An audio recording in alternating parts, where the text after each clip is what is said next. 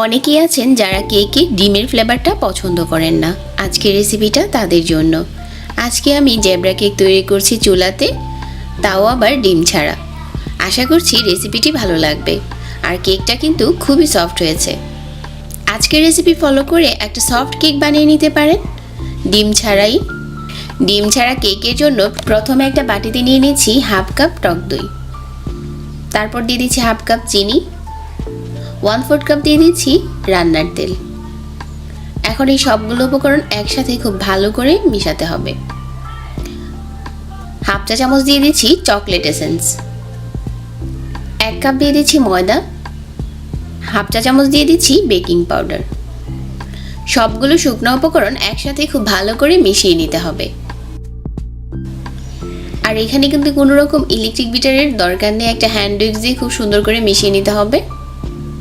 মেশানো হয়ে গেছে। আরও একটা বাটিতে নিয়ে নিচ্ছি হাফ কাপ টক দই, হাফ কাপ দিয়ে দিচ্ছি চিনি, আর 1/4 কাপ দিয়ে দিচ্ছি তেল। দই, তেল, চিনি খুব ভালো করে মিশিয়ে নিচ্ছি। যখন মেশানো হয়ে যাবে আমি এখানে দিয়ে দিচ্ছি 1 চা চামচ চকলেট এসেন্স, হাফ কাপ দিয়ে দিচ্ছি ময়দা, আর 1/4 কাপ দিয়ে দিচ্ছি কোকো পাউডার,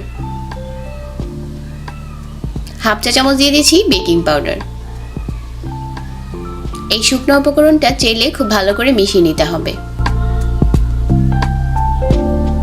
হ্যান্ড উইক্স দিয়ে আমি খুব সুন্দর করে মিশিয়ে নিয়েছি। তারপর কেক তৈরি করার জন্য আমি এরকম একটা পাউন্ড কেকের মল নিয়েছি।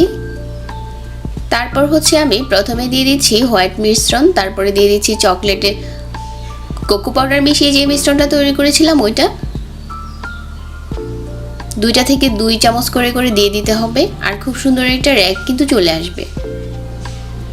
আর এভাবেই করে পুরোটা মিশ্রণ দিয়ে দিতে হবে, আর মাঝখানে একটা চামচ দিয়ে টেনে দিতে হবে।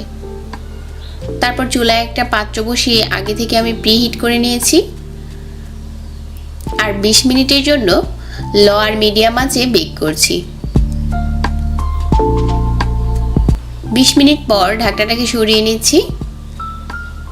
আমার এখানে কেকটা খুব সুন্দর করে বেক করা হয়ে গেছে। আমি এটা শাঁসলিক কাঠি দিয়ে চেক করে নিচ্ছি যে এটা খুব সুন্দর করে হয়েছে কিনা।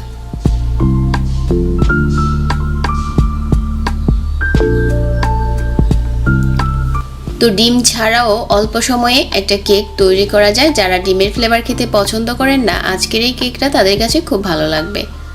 আর কেকটাও খুবই সফট হয়েছে। এখন কেকটা কেটে শেয়ার করছি।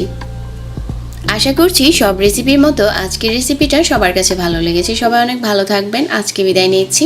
আল্লাহ হাফেজ।